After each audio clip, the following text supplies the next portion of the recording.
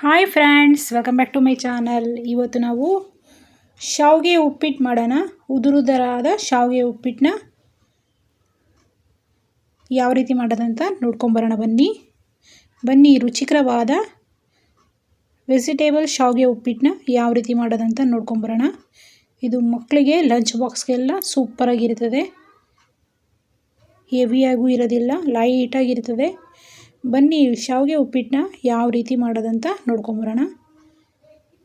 ಖಾರನೂ ಅಂತೂ ಇರೋದೇ ಇಲ್ಲ. ಮಕ್ಕಳಿಗಂತೂ ಶಾವಿಗೆ ಅಂದರೆ ಭಾಳ ಇಷ್ಟ.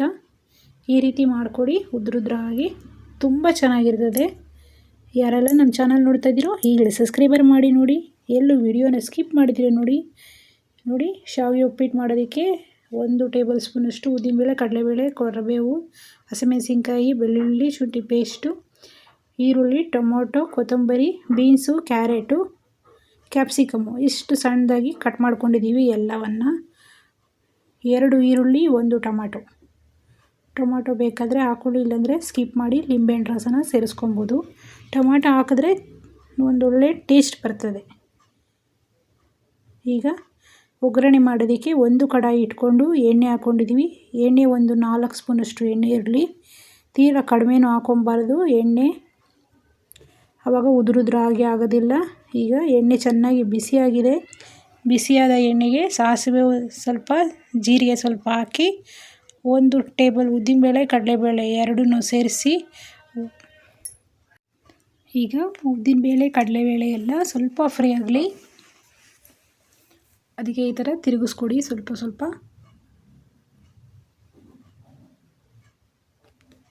ನೋಡಿ, ಈಗ ಎಲ್ಲವೂ ಚೆನ್ನಾಗಿ ಫ್ರೈ ಆಗಿದೆ. ಈಗ ಕಟ್ ಮಾಡ್ಕೊಂಡಿರೋಂಥ 2 ಈರುಳ್ಳಿನ ಸೇರಿಸ್ಕೊಳ್ಳಿ.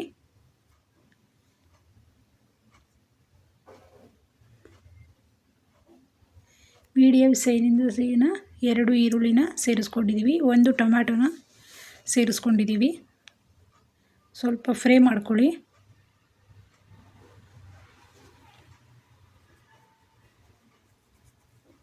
ಎಲ್ಲವೂ ಒಂದು ಆದಮೇಲೆ ಒಂದು ಸೇರಿಸ್ಕೊಳ್ಳೋಣ. ಸ್ವಲ್ಪ ಫ್ರೈ ಆಗಬೇಕು ಎಲ್ಲವೂ. ಈಗ ಕಟ್ ಮಾಡ್ಕೊಂಡಿರುವಂಥ ವೆಜಿಟೇಬಲ್ಸ್ನ ಸೇರಿಸ್ಕೊಳ್ಳೋಣ. ವೆಜಿಟೇಬಲ್ಸು ಬೀನ್ಸು, ಕ್ಯಾರೆಟು, ಕ್ಯಾಪ್ಸಿಕಮ್ನ ಸೇರಿಸ್ಕೊಂಡಿದ್ದೀವಿ. ಬೇಕಾದರೆ ಬಟಾಣಿ ಕಾಳಿದ್ದರೆ ಬಟಾಣಿ ಕಾಳನ್ನು ಸೇರಿಸ್ಕೊಬೋದು.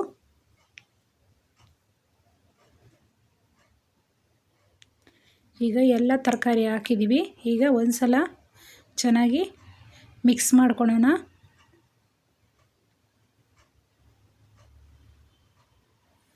ನೋಡಿ, ಇದು ಸ್ವಲ್ಪ ವೆಜಿಟೇಬಲ್ ಎಲ್ಲ ಸಾಫ್ಟ್ ಆಗಬೇಕು, ಅಲ್ಲಿವರೆಗೂ ಚೆನ್ನಾಗಿ ಫ್ರೈ ಮಾಡ್ಕೊಳ್ಳೋಣ. ಈಗ 1 ಪಾಕೆಟಷ್ಟು ಅನಿಲ್ ಶಾವಿಗೆನ ತೊಗೊಂಡಿದ್ದೀನಿ. ಅದನ್ನು ಸ್ವಲ್ಪ ಹುರ್ಕೊಳ್ಳೋಣ, ಡ್ರೈ ರೋಸ್ಟ್ ಮಾಡ್ಕೊಳ್ಳೋಣ.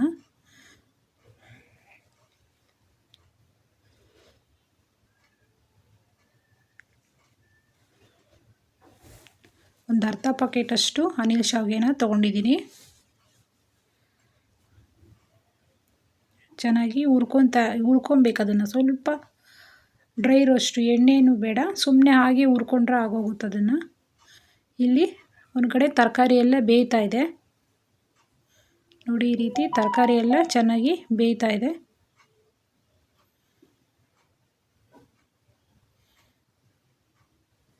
ನೋಡಿ, ಇವಾಗ ಒಂದು ಸ್ವಲ್ಪ ತಿರುಗಿಸ್ಕೊಡೋಣ. ಒಂದು ಸ್ವಲ್ಪ ಸಾಫ್ಟ್ ಆಗಬೇಕು. ಆ ಬೀನ್ಸು, ಕ್ಯಾರೆಟು ಎಲ್ಲ ಸಾಫ್ಟ್ ಆಗಬೇಕು, ಆ ಟೊಮೊಟೊ ಎಲ್ಲ. ಅಲ್ಲಿವರೆಗೂ ಒಂದು 10 ನಿಮಿಷ ಕಾಲ ಹೈ ಫ್ಲೇಮಲ್ಲಿ ಇಟ್ಕೊಂಡು ಚೆನ್ನಾಗಿ ಬೇಯಿಸ್ಕೊಬೇಕು.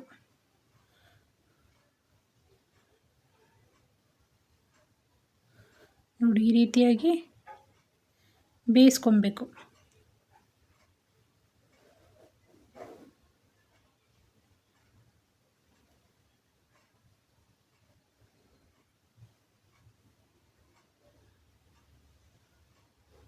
ಇಲ್ಲಿ ಒಂದು ಕಪ್ಪಷ್ಟು ಶಾವಿಗೆ ತಗೊಂಡ್ರೆ ಇಲ್ಲಿ 1.5 ಕಪ್ಪಷ್ಟು ನೀರನ್ನ ಸೇರಿಸ್ಕೊಬೇಕು. ಶಾವಿಗೆಗೆ ಜಾಸ್ತಿ ಇಡಿಸೋದಿಲ್ಲ. ಅಕ್ಕಿಗೆ 3 ಲೋಟ ಅಷ್ಟು ನೀರನ್ನ ಸೇರಿಸ್ಕೊತೀವಿ. ಇಲ್ಲಿ 1.5 ಲೋಟದಷ್ಟೇ ನೀರನ್ನ ಸೇರಿಸ್ಕೊಬೇಕು ಅಷ್ಟೇ, ಅರ್ಧ ಸೇರಿಸ್ಕೊಬೇಕು.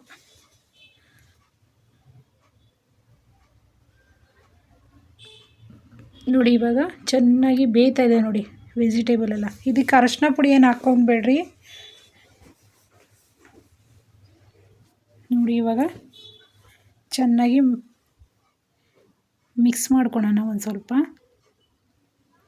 ಚೆನ್ನಾಗಿ ಬೇಯ್ತಾ ಇದೆ. ಇದಕ್ಕೆ ಸ್ವಲ್ಪ ಬಿಸಿನೀರು ಸಹ ಕಾಯಿಸ್ಕೊಬೇಕು.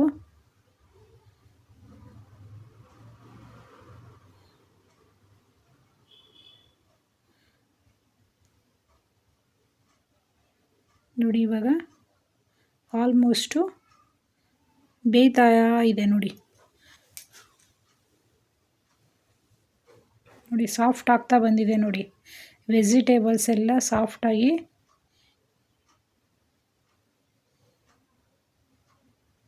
ಆಗಿದೆ ನೋಡಿ. ಈಗ ಅದೇ 1 ಲೋಟದಷ್ಟು ಶಾವಿಗೆ ತಗೊಂಡಿದ್ರೆ ಅದಕ್ಕೆ 1.5 ಲೋಟದಷ್ಟು ನೀರನ್ನ ಸೇರಿಸ್ಕೊಬೇಕು.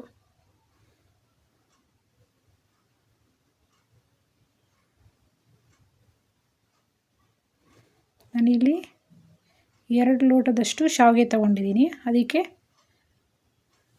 ಅಷ್ಟು ಪ್ರಮಾಣದಲ್ಲಿ ನೀರನ್ನ ಸೇರಿಸ್ಕೊಂಡಿದ್ದೀನಿ.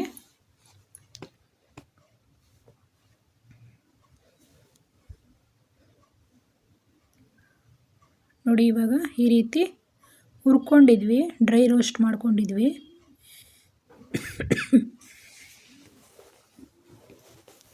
ಈಗ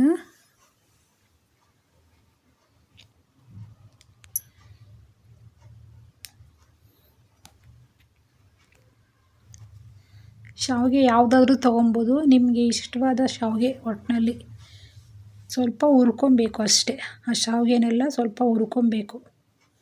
ನೋಡಿ ಇವಾಗ ರುಚಿಗೆ ತಕ್ಕಷ್ಟು ಉಪ್ಪನ್ನ ಸೇರಿಸ್ಕೊಂಬಿಡಿ. ನೀರೆಲ್ಲ ಹಾಕಿದ್ದೀವಲ್ವ, ಈಗ ರುಚಿಗೆ ತಕ್ಕಷ್ಟು ಉಪ್ಪು. ಇದಕ್ಕೆ ನಾವು ಅಕ್ಕಿಗೆಲ್ಲ 1 ಲೋಟ ಅಕ್ಕಿಗೆ 1 ಸ್ಪೂನಷ್ಟು ಹಾಕ್ತೀವಿ, ಇಲ್ಲಿ ಅರ್ಧ ಸ್ಪೂನಷ್ಟು ಹಾಕ್ಕೊಬೇಕಾಗುತ್ತೆ. 1 ಲೋಟ ಶಾವಿಗೆಗೆ ಅರ್ಧ ಸ್ಪೂನಷ್ಟು ಹಾಕ್ಕೊಬೇಕು. ಇಲ್ಲಿ ನೋಡಿ ಇವಾಗ ಚೆನ್ನಾಗಿ ನೀರೆಲ್ಲ ಕಾಯಬೇಕು. ಚೆನ್ನಾಗಿ ನೋಡಿ, ಚೆನ್ನಾಗಿ ನೀರು ಕಾಯ್ತಾ ಇದೆ. ಅಲ್ಲಿವರೆಗೂ ಶಾವಿಗೆ ಎಲ್ಲ ಡ್ರೈ ರೋಸ್ಟ್ ಮಾಡ್ಕೊಂಡಿದ್ದೀವಿ.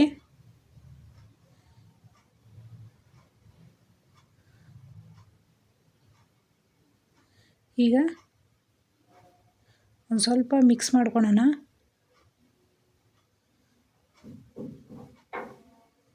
ಹೈ ಫ್ಲೇಮಲ್ಲಿ ಇಟ್ಕೊಂಬಿಡಿ, ಬೇಗ ಆಗೋಗುತ್ತೆ ಅವಾಗ ಈಸಿಯಾಗಿ.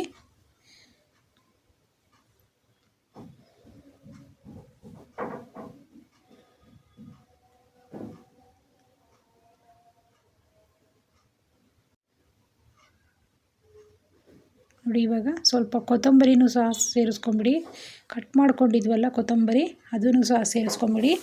ಸ್ವಲ್ಪ ಬಟಾಣಿ ಕಾಳಿದ್ದರೆ ಬಟಾಣಿ ಕಾಳನ್ನೂ ಸೇರಿಸ್ಕೊಬೋದು. ಈಗ ಡ್ರೈ ರೋಸ್ಟ್ ಮಾಡ್ಕೊಂಡಿದ್ವಲ್ಲ ಶಾವಿಗೆ ಎಲ್ಲ, ಈಗ ಅದನ್ನು ಸೇರಿಸ್ಕೊಂಬಿಡೋಣ. ನೋಡಿ ಇಷ್ಟೇ ಸಾಕು ಡ್ರೈ ರೋಸ್ಟು, ಜಾಸ್ತಿ ಉರಿನೂ ಹಾಕೊಬಾರ್ದು.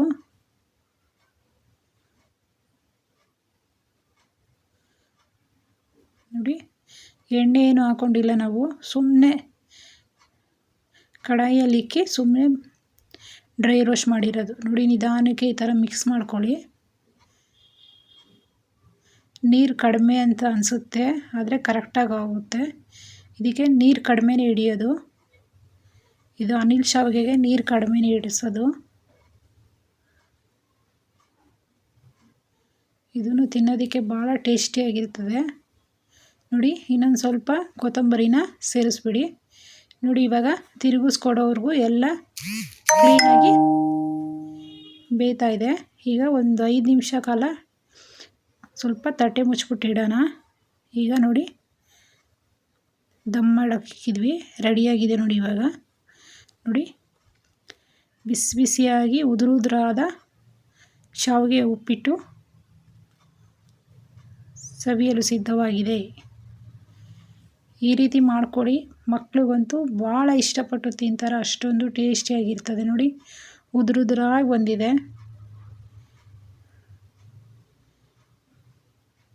ಸಿಂಪಲ್ ಆಗಿದೆ, ಆದರೆ ಲವಿಂದ ಕುಕ್ ಮಾಡಿ, ಆಗ ಸಿಂಪಲ್ ಆಗಿರೋ ಅಡುಗೆನೂ ತುಂಬ ಟೇಸ್ಟಿಯಾಗಿ ಬರ್ತದೆ ನೋಡಿ. ಬಿಸಿ ಬಿಸಿಯಾದ ರುಚಿಕರವಾದ ಉದುರುದುರಾದ ಶಾವಿಗೆ ಉಪ್ಪಿಟ್ಟು ಸವಿಯಲು ಸಿದ್ಧವಾಗಿದೆ.